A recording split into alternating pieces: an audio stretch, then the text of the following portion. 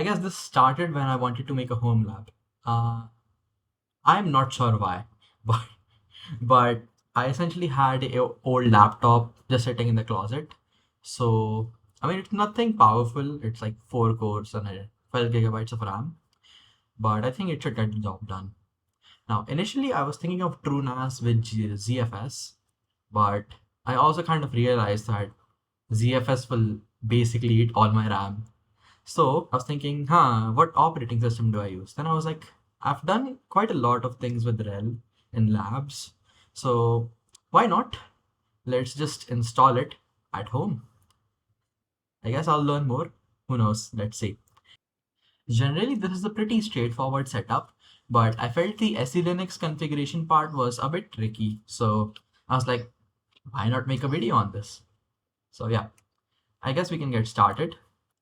Now, I'm going to do my setup in the user directory as this has around 170 gigabytes free, as I've allocated around 70 for my root. So first we need to create our directory and pull down the official Immich deployment files. So let's just make the directory, cd into that, and let's just wget our docker compose as well as the example envs. So that is done. Just get our output. Now here we can just set up in the .env. I'm going to change the time and the DB password. If we try to just get these containers up, you'll see a lot of errors. This is because Podman Compose is not included in our official Red Hat releases. Official repository is strict for enterprise stability.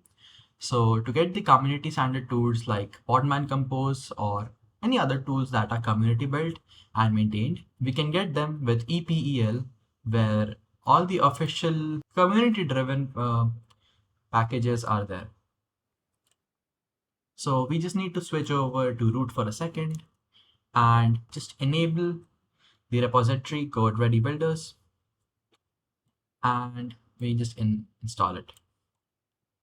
Now we can also install Podman Compose. Now, if you would have tried to install Podman Compose before getting these packages, now I already had this because I was pre-testing. So yeah, but if you don't have this, then you cannot install Podman Compose. And you just install that. Now, you'll think that is all, but let's see what happens.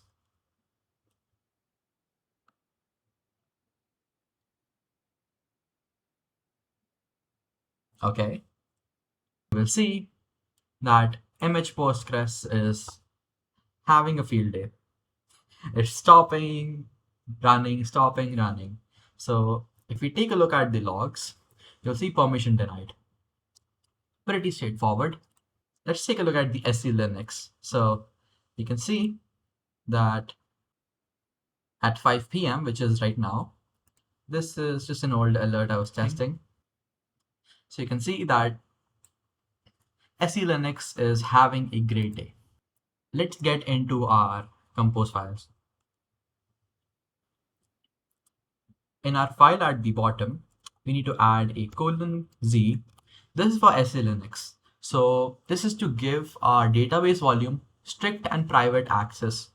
Now, for the photos, to add a lowercase z. So this means multiple image containers can share that directory without locking each other out.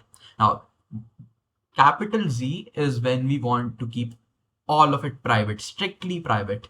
And small z is essentially if you want to give other containers sharing access. Let's do that. Now, we can do this again. Podman Compose up. And let's take a look at the containers again.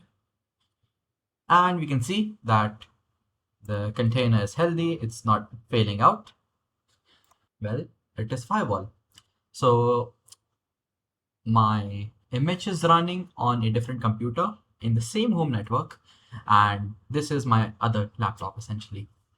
So let's just open up the port 2283. That is the image port.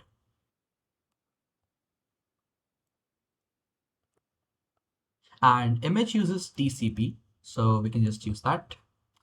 There we go. And if we just refresh, it's working.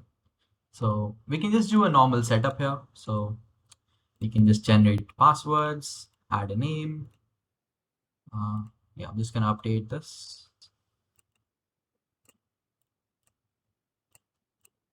Now this is just a normal image setup that you guys can do as well. And there we have it. It is done. Image has been set up. I can simply just upload a bunch of pictures. I can just drag this folder down. There we go. I have a few pictures I have. So here are a few pictures. All right, now you may be wondering, well, hey, cool, this is cool rhythm. You can access it locally, but what if I'm on the fly? If I'm somewhere outside? If I still want to back up? If I want to delete from my backup? What else? What can I do? Well, I've got you covered, my friend. So this is where Tailscale comes in. This is essentially a VPN kind of software, but they make everything insanely simple. So I went ahead and I've already connected my smartphones and all, but I still do need to connect the Linux machine. So let's do that. All we need to do is install the client. All we need to do now is just run Tailscale up. Tailscale will generate a URL for us. So we can just go ahead, quickly copy that.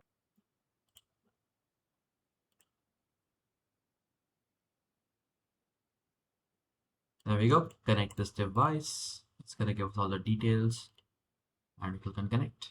There we go.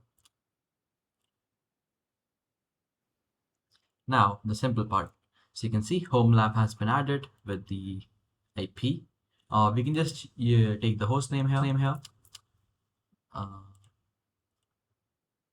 let's add the port 2283. And you can see Immich is running locally now.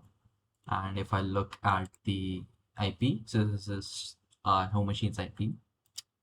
I refresh and hunky-dory, it works. All right. I think that is mostly it for the setup. Now, there are a lot more things that I would like to share, but I'm just running out of time. I'm very tired. So, I'm gonna make a blog, and in which I'm also gonna include a section where if you want to make this as these containers as a service. So, for example, when the system reboots, these containers won't automatically come back to life. So they need to be manually started. So we can create services for them.